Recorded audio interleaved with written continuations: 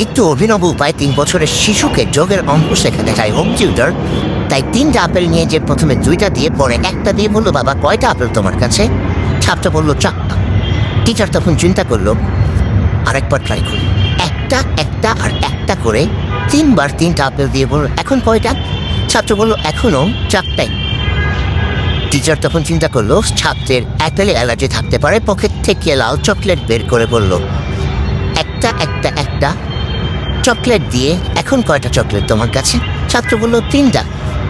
Teacher বলল বেশ, তুমি তো অঙ্ক ভালোই করছো। আবার আপেল দিয়ে ট্রাই করলো, 2টা আপেল আর একটা আপেল। ছাত্র বলল 4টা। তখন টিচার বিরক্ত হয়ে জিজ্ঞেস করলো, কেন বারবার 4টা বলছো? ছাত্র বলল, স্যার আমার পকেটে আগে থেকে একটা অ্যাপল বাবা দিয়ে রেখেছে, অর্থাৎ আমার কাছে 4টা আপেলই ছিল প্রতিবার। এভাবেই আমরা মানুষের সিচুয়েশন না বুঝে, আশপাশের মানুষকে না বুঝে অনেক সময় যোগের উপর ভরসা করে চিন্তা করি সে কাজটা কেন করলো না। হতে পারে 20,000 টাকা বেতনের একজন ভাই তার বন্ধুকে 5,000 টাকা দিতে পারছে না বলে বন্ধু চিন্তা করছে, বেতন পাও 20,000 টাকা, 5,000 টাকা আমাকে ধার দিলে সমস্যা কোথায়? কিন্তু সে কখনো চিন্তা করে নাই যে সে যে 1 লক্ষ টাকা অন্য কোনো জায়গা থেকে লোন নিয়ে অলরেডি চলছে।